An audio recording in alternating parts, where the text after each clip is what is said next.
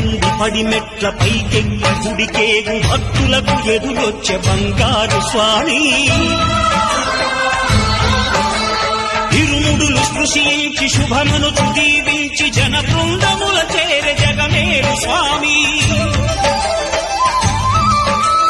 తన భక్తులను విల్చు తప్పులకు తడబడి ఒక పక్క ఒరిగెన ఓంకారమూర్తి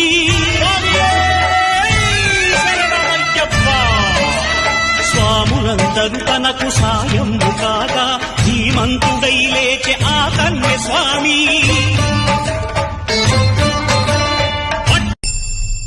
పద్దెనిమిది పడిమెట్ల పైకెక్కి గుడికేగు భక్తులకు ఎదురొచ్చే బంగారు స్వామి